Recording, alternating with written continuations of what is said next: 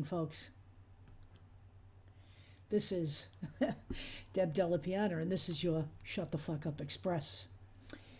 You know, we got a couple tonight.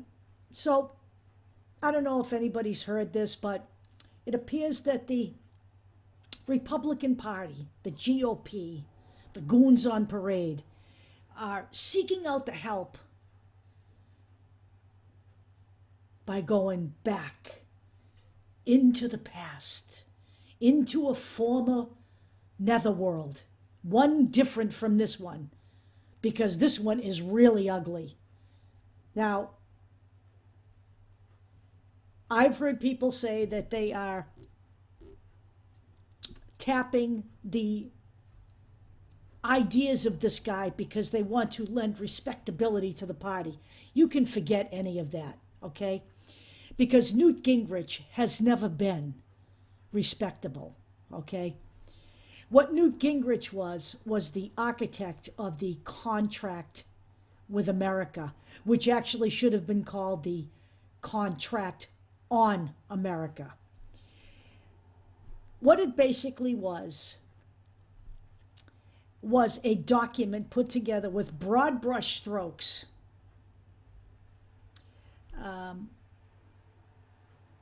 of ideas largely not funded, but provided by the Heritage Foundation, an ultra-conservative think tank, and a lot of bullshit that came out of one of Ronald Reagan's State of the Union addresses.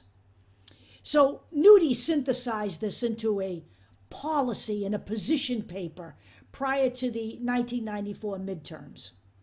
And if you listen to the bullshit from the Heritage Foundation, it was one of the most significant documents in our history. And they credit the landslide in the House and the Senate to Newt Gingrich because of this document. In reality, honestly, most of the voters at that time had never even heard of this document.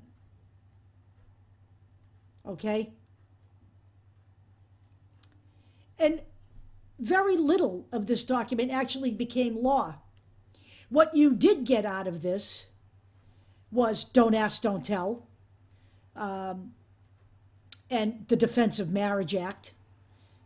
Two broad-brushed pieces of legislation that marginalize gay people. And they also cut welfare because they felt that that was a good way to attack the teen pregnancy issue by cutting welfare. Yeah, sure. And they gave tax cuts to the wealthy. You don't say, because it's funny, because Donald Trump cut corporate taxes while he was in office from 35% to 21%. But just like everything else the GOP does, very little of their legislation benefits the American people. Let's take a guess at what they could possibly talk about for policy in 2022. We already know, they've already stated that marginalizing transgender people will be on their agenda. They will take that fight into the school system. We already know they're going to go after anything that makes white America uncomfortable. So, you know, in the state of Texas already, they have, you know, basically said you don't have to teach Martin Luther King, civil rights, or the women's suffragette movement anymore. They're going to whitewash as much of American history as they can. Okay? We can only guess what's going to happen with public health in this country post-COVID, or if they get back into power. We can only guess. We already have almost 900,000 people dead, largely because this pandemic was grossly mishandled by the Trump administration from day one. From day one. He interfered with the CDC doing its job. He changed reports. He refused to let certain information out. He promoted snake oil as a solution to the COVID problem. And then he went out and got himself vaccinated on your tax dollar. His gross mishandling of the COVID problem is part of what lost him the White House. And he did fucking lose. No one stole this from him. So you can already imagine what their agenda is going to be. Florida just, the little fascist in Florida, just under the guise of parental rights, has now made it impossible to discuss LGBT issues in school. What's that going to do to all these kids who are coming out, who are already nervous about talking about it? Now legally, they cannot discuss it. They really can't do anything without whoever they're talking to going to the parents right away.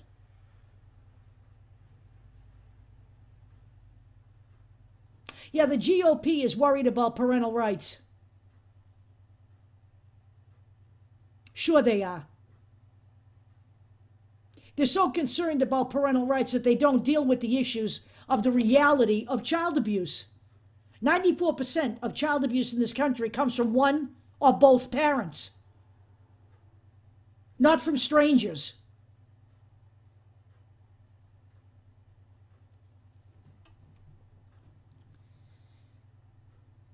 Overturning Roe v. Wade, that's on their agenda. That's been on their agenda for a long time.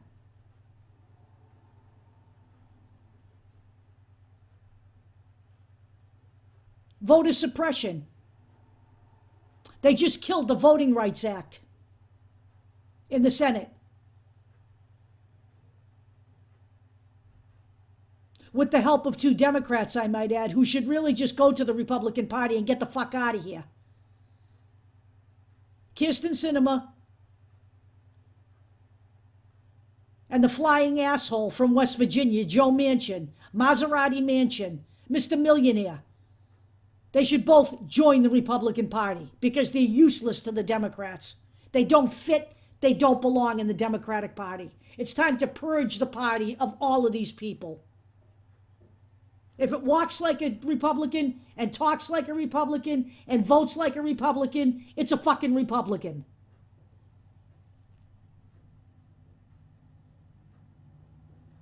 Anybody who thinks that the GOP has any policy besides oppressing minorities, and I mean all minorities, the anti-immigrant, the anti-women, the anti-trans, the anti-gay, the anti-people of color,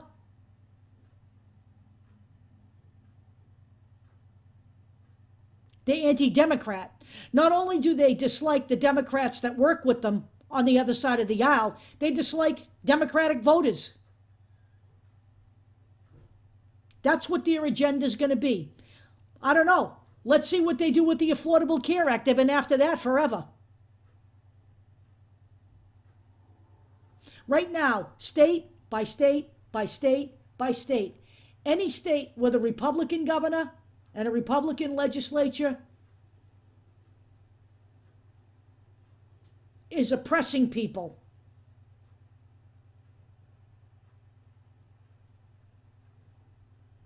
You not only can't discuss critical race theory in Florida, you can't talk about being gay. You can't put a mask on your kid.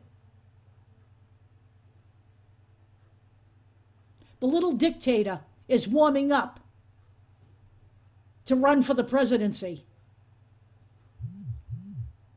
And if you think for a nanosecond that Donald Trump is the only problem in the Republican Party, consider the other idiots that are running. Ted Cruz, Greg Abbott, Ron DeSantis, Donald Trump so far.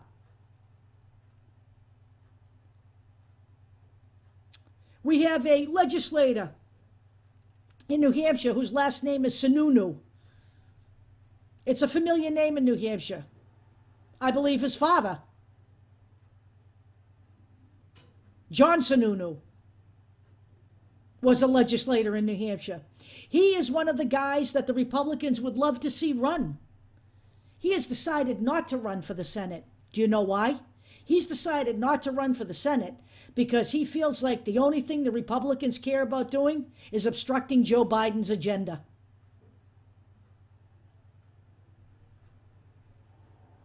The Republicans don't have policy. Their only policy is to obstruct whatever the Democrats are doing. And when they obstruct whatever the Democrats are doing, it results in marginalization of minorities.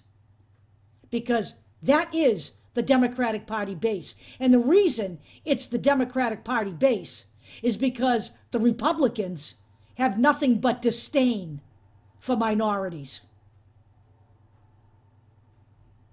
The Republicans are trying to build a white supremacist nation. So if you are not white, male, in love with the military,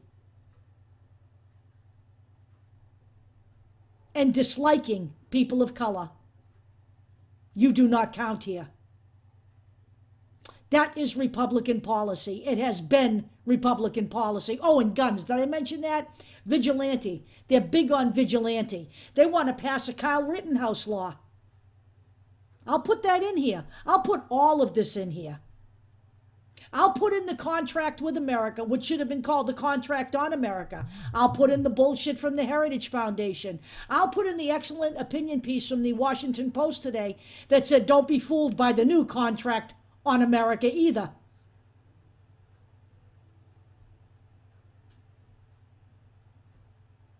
The Republicans do nothing but take care of their benefactors.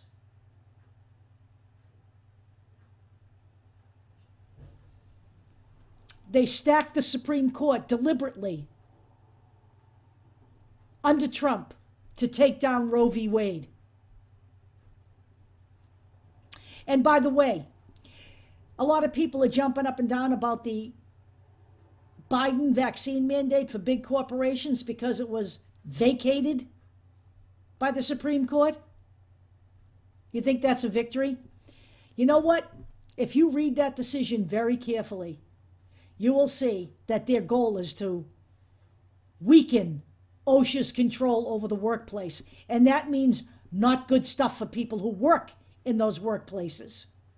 Because now that they've mentioned OSHA in the decision, and OSHA does regulate the workplace for safety, COVID is a safety issue. What they have basically done is left the door open for corporations down the line to challenge them on any number of substances and issues that put workers' health in jeopardy. I promise you, nothing that conservative justices do is done for the American people. So anybody who thinks that Newt Gingrich is going to lend an air of respectability to the Republican Party can shut the fuck up. Number 2. We have somebody on the list for the number 2 portion of the Shut the Fuck Up program. I don't really know what side of the aisle he's on. I don't really care what side of the aisle he's on. Robert F. Kennedy Jr. took a page out of the Marjorie Taylor Greene book of anti-Semitism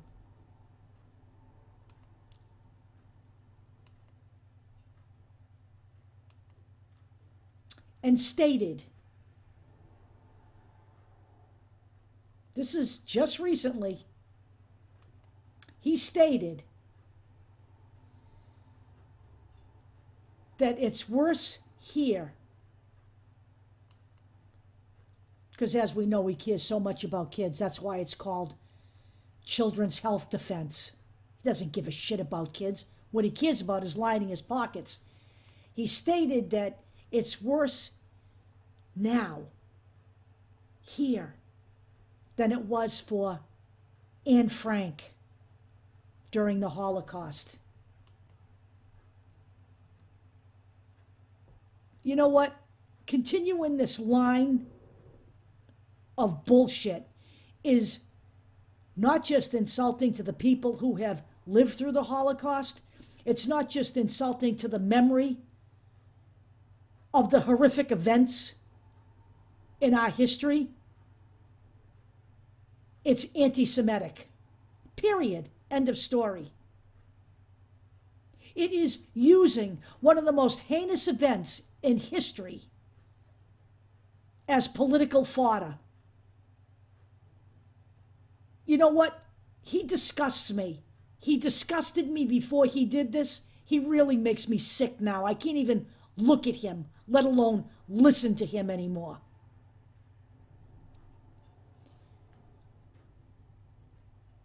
At this point, I'm considering RFK Jr. a puppet of the right wing. He not only talks like a right-winger, but he also has aligned himself with the, what is that? American, it's a super PAC. Hang on. I have it up because it's important.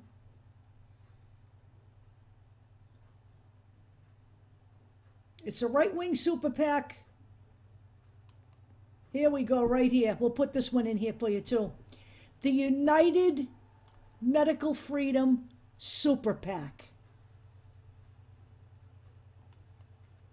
He takes charity money from a right-wing organization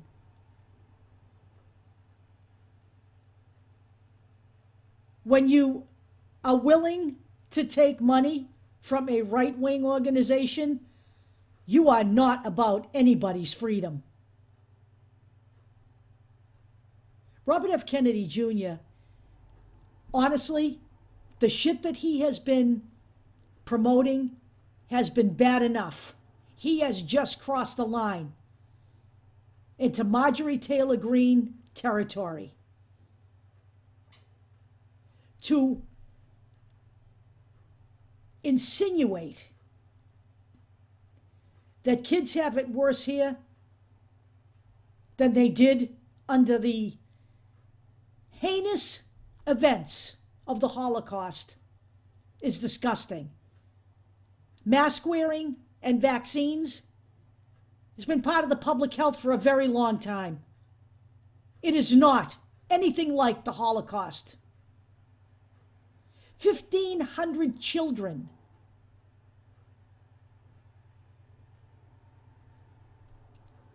died during the Holocaust. That number might be a bit low. Hang on. I will check. I don't want to be non-factual.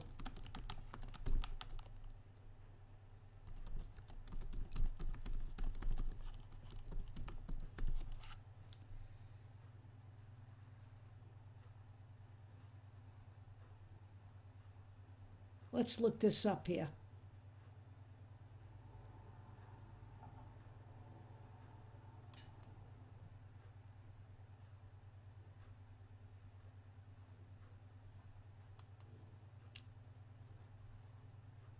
So, Anne Frank was just one child who died. I'm sorry, 1.5 million Jewish children were murdered or died in Nazi concentration camp. 1.5 million children died. They were either directly murdered by the Nazis or they died in concentration camps. Anne Frank and her family hid out in a house in Amsterdam for 2 years before they were ratted on by somebody. She died in a Nazi concentration camp. 1.5 million children, 6 million Jewish people. The right-wing insurrectionists who showed up on January 6th, some of them had T-shirts that said 6 million isn't enough. For Robert F. Kennedy Jr. to invoke the Holocaust to describe public health in America is a disgrace. It's a disgrace to the Kennedy family. It should be a disgrace to every American. He can shut the fuck up. I can't even look at him, let alone listen to him. It was bad enough before he did this. It's worse now.